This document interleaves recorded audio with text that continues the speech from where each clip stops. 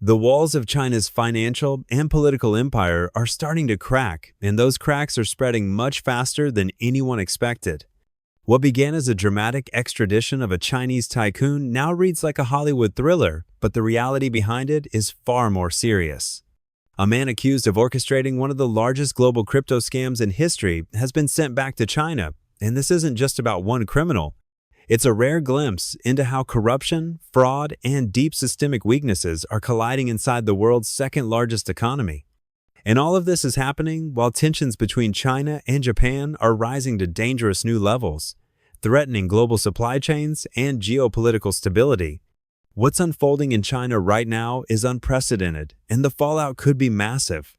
At the center of this storm is Chen Zhu, a Chinese-born tycoon whose name has become synonymous with high-level fraud, online gambling, and cryptocurrency manipulation.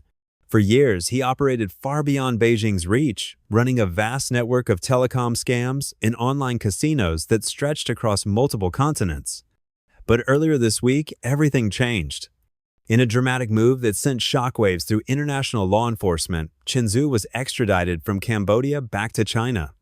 Chinese authorities describe him as the suspected ringleader of one of the largest transnational fraud syndicates ever uncovered. The list of accusations is staggering: human trafficking, violent enforcement of his criminal empire, massive financial fraud, and concealing enormous amounts of criminal proceeds. One of his most notorious operations was the so-called pig butchering scam, a crypto fraud where victims are lured into fake online relationships, slowly groomed over weeks or even months, and then persuaded to invest in bogus platforms. The psychological manipulation was relentless, and in the end, victims watched helplessly as their life savings vanished into accounts controlled by Chen Zhu's network. And this wasn't small money. U.S. authorities say his syndicate defrauded victims out of billions of dollars. In one of the largest crypto seizures ever recorded, nearly $15 billion worth of Bitcoin was confiscated in October alone. Let that sink in: $15 billion tied to a single individual. His operations were allegedly made possible through bribery, political connections, and protection that stretched from Cambodia all the way back into China. Chen Zhu's empire wasn't limited to the digital world either. In Cambodia, his Prince Group conglomerate became a powerhouse in real estate, casinos, and online gambling. He held multiple passports, cultivated influence at the highest levels, and for years operated with near-total impunity. Cambodian authorities confirmed that Chen Zhu, along with two key associates, was arrested, stripped of Cambodian citizenship, and sent back to China. While lower-level employees had already been convicted in China, Chen Zhu himself remained untouchable until now. Chinese state media framed his return as a major win for regional law enforcement cooperation, but experts see something much darker beneath the surface. Veteran China analyst Bill Bishop warned that Chen Zhu likely knows far too much for either Beijing or Phnom Penh to risk him falling into U.S. custody. Video footage of his return shows a man who appears fully aware of the danger he's in. Some have described him as a dead man walking. This extradition isn't just a legal victory, it's a symbol of the growing cracks in China's ability to control internal corruption and criminal networks. And this story goes far beyond crime. It's a warning sign for China's economy itself. The collapse of one of the most notorious criminal empires exposes vulnerabilities that have been quietly building for years. And when you look at China's broader economic picture, the warning signs are everywhere. Recent data shows inflation rising at its fastest pace in nearly 3 years, with consumer prices up 0.8% year over year. On the surface, that might look like good news, but dig deeper, and the reality is far more troubling.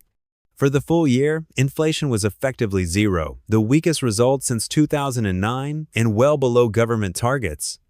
The recent uptick is largely driven by food prices and temporary holiday spending ahead of the Lunar New Year. Core inflation, which strips out food and energy, rose just 1.2% for the third straight month. That's not growth, that's stagnation. Producer prices tell an even darker story. They've now fallen for 39 consecutive months, marking the longest deflationary streak in decades. China is trapped in a vicious cycle: a collapsing housing market, weak consumer confidence, and massive overcapacity across manufacturing and consumer goods.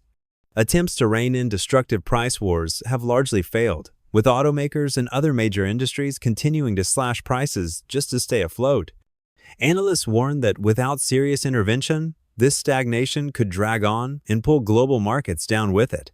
This deflation problem isn't temporary.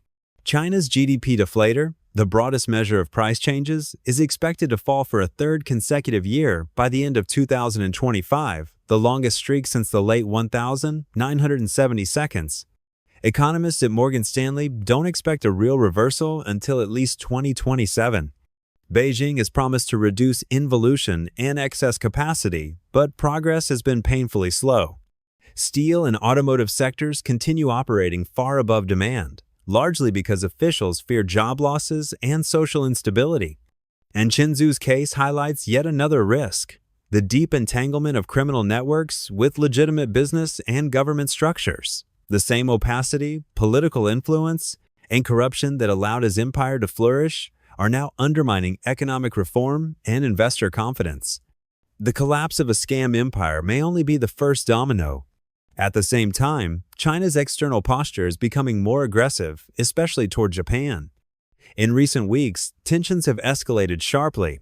State-run media now reports that Beijing has halted reviews of export license applications for Japanese companies, effectively freezing shipments of critical materials like heavy rare earths and high-performance magnets. These materials are essential for electric vehicles, semiconductors, aerospace, and advanced weapon systems. This is not a minor trade dispute, it's a direct hit to the backbone of global technology supply chains. Japanese officials warn of serious disruptions, with Chinese customs delays already affecting products like sake. Meanwhile, the U.S. has yet to issue a clear public response, leaving Japan exposed and global markets uneasy. The escalation began in November when Japanese Prime Minister Shigeru Ishiba suggested the possibility of military intervention if China threatened Taiwan. Since then, Beijing has rolled out a multi-layered response: anti-dumping investigations into Japanese chipmakers, export controls on dual-use technologies, and now a near-total freeze on rare earth shipments. The message is clear: economic pressure as a warning shot. Observers warn that the impact won't stop with Japan. Many U.S. companies rely on Japanese suppliers for critical components. If Chinese restrictions slow Japanese exports, the shockwaves could ripple across North America and Europe, driving up costs, disrupting supply chains, and delaying everything from EV rollouts to military systems. China's pressure campaign against Japan isn't just a regional issue, it's a global alarm bell. Taken together, the picture is stark. A notorious financial criminal has been captured, exposing deep cracks in governance. The economy is stuck between deflation, weak demand, and massive overcapacity. And geopolitically, China is escalating tensions in ways that risk destabilizing global trade. The dominoes are falling. Qinzhu's arrest may look like a law enforcement victory, but it's also a warning.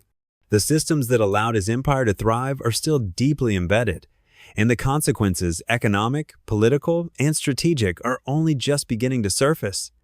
As 2026 unfolds, China is facing a convergence of crises that could define its future for years to come. From crypto fraud and high-level corruption to deflation and geopolitical brinkmanship, the country is navigating a storm unlike anything it's faced in decades.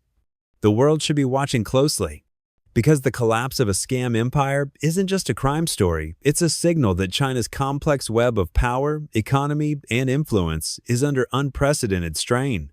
And the biggest question remains: can China stabilize before these cascading crises spiral out of control?